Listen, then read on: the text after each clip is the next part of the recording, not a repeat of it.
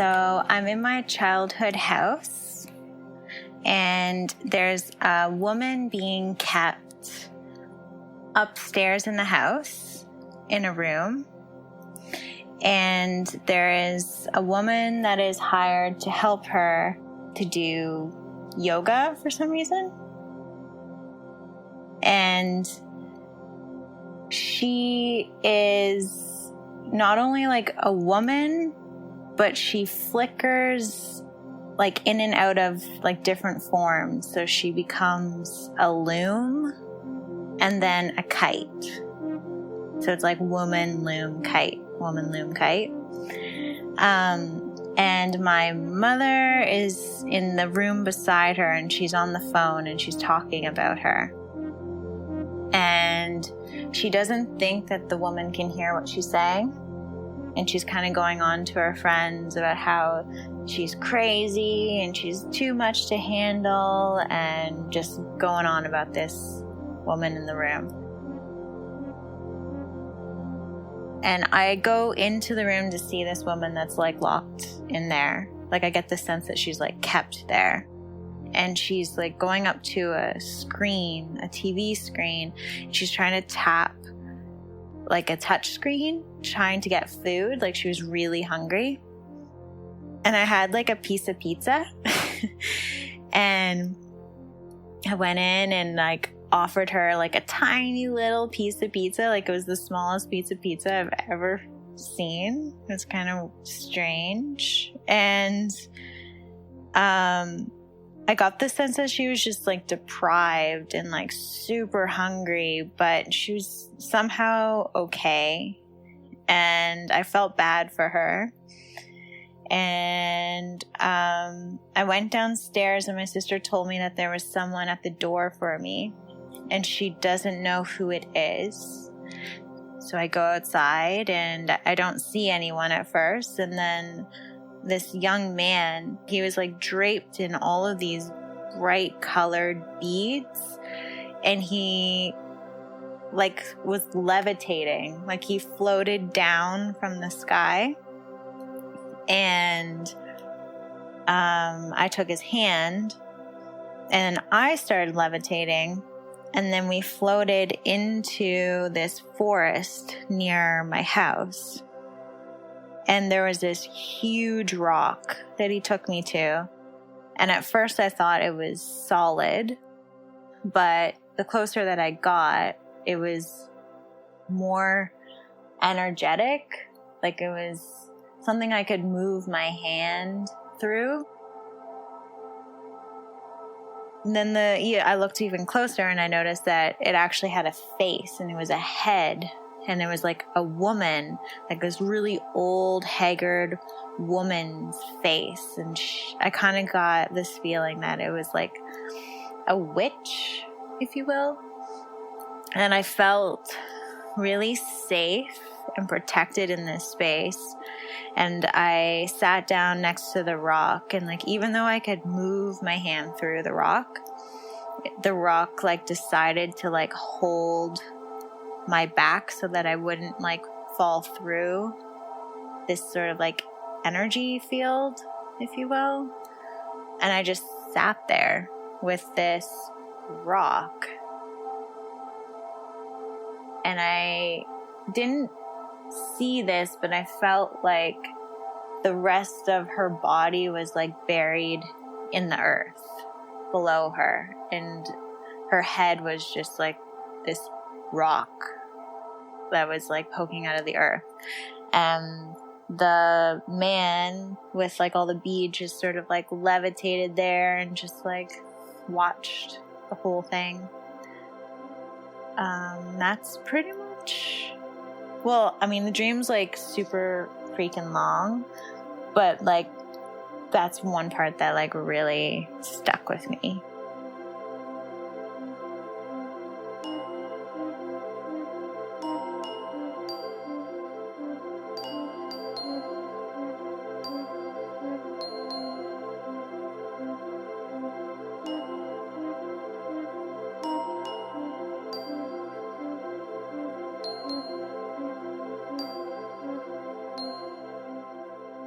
Like, I don't know what to think about the man from the sky. The only thing I really thought about it was it felt connected to the woman in the room. Like, I felt like they're so friends. Like, they so get each other. I was thinking about how the woman is a loom. Like, she can, like, become a loom. So she's making threads. And he's, like, covered in, well, threads adorned with, like, beads. So it's almost like maybe it's something she's given him at some point. And also the fact that she could transform into a kite was kind of interesting to me, because I kind of felt like maybe that was a signal. Like, even though she was captive, she's still somehow able to create something out of nothing. With regards to the woman upstairs, I feel like she represents me. And I'm observing, like, I'm almost like, as the dreamer, observing something that I've been through or an experience I've had. I don't know, the feeling of being deprived is connected to some of my recent life decisions to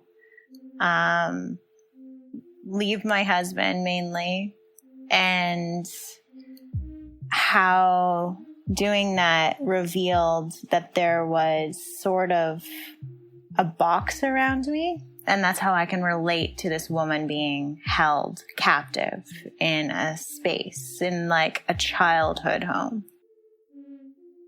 I've always sort of looked at my relationship with my father as something that's required healing, like my whole life. And it's been just like very obvious and in my face. And I've spent a lot of work doing that. And I never thought that my mom, there was never anything between me and my mom. I'd always referred to her as like a best friend. And it wasn't until I decided to leave my husband that I just didn't have the support. She has beliefs around marriage that I'm abolishing, basically. And that means, or at least it did mean more to her.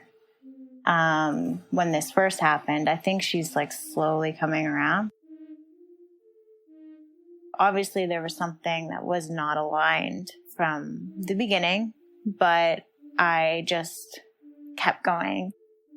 And it got to the point where it was too much, way too much. I just couldn't be there anymore. Like, I got married, and then like a year later, like I just couldn't do it anymore.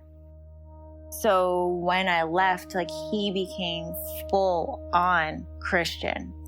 Like, I'm talking like getting essays written by him that are like basically like I'm talking to a pastor, like someone I've never met before.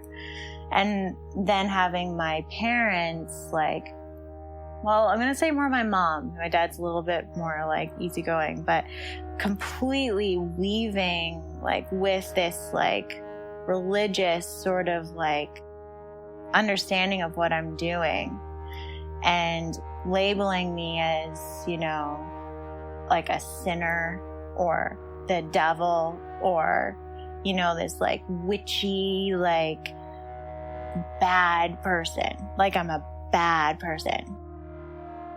But I mean, from a Christian perspective, like all humans are pretty much bad and require to be saved. So like in that sense, it's not like as mean.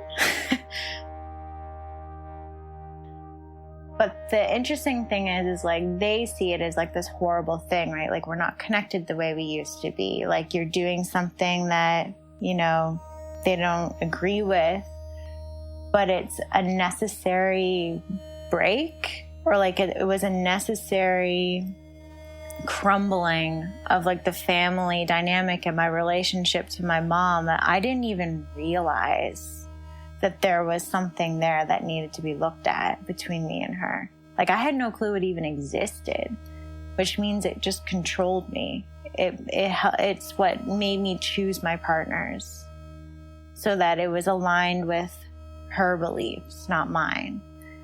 And I had to like go through this like 10-year period of being with, you know, my husband and then marrying him and then deciding to leave to actually see like how many things, like the conditioning and the priming for my decisions in life. Like I had to do that for it to all crumble. But everyone around me still thinks like, oh man, this is a horrible thing. Or like, I don't want you to like, I don't want this to be the biggest regret of your life. And like, they see it as like a bad thing. This is a bad thing to happen to the family. And I'm like, this is probably the best thing that's happened. Really. It's interesting, like how people put pressure on each other to be good all the time or to feel good. And I think that's pretty harmful. Like there's nothing bad about wanting to like leave a relationship or thinking that it's might not be for you. Like what is bad about that? Like it might be uncomfortable. It might make you feel like, oh, we're going to have to like part ways with someone or like that just doesn't feel good. But like I think we just like quickly label it as bad and that it shouldn't exist, you know, and then you don't go into it, you don't learn, you don't grow, and nothing changes. Who really supports me, like who really can see like what I'm doing and love me through it, even if I am making a mistake. It doesn't matter. Like, it doesn't matter if I'm doing something that I'll regret. It's just like, this is what she's doing. And I'm just right there with her. Like, who are those people?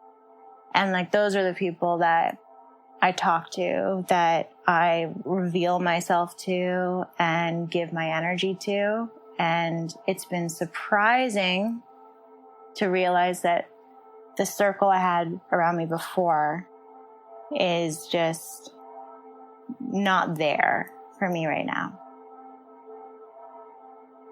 Growing up, there was a forest behind my childhood home. And I used to like look out the window and I would like look into the forest. It was like a farm field and then forest. So like the whole concept of like a forest has always been really comforting to me. And it was like a place I'd just sort of like let my imagination go into.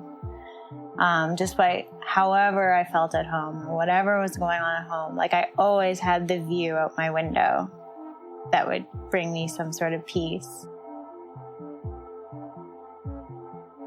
I think that feeling has always been there for me. I don't think I've fully have gone into it before. Like it's always been a place of peace and a space to keep myself safe.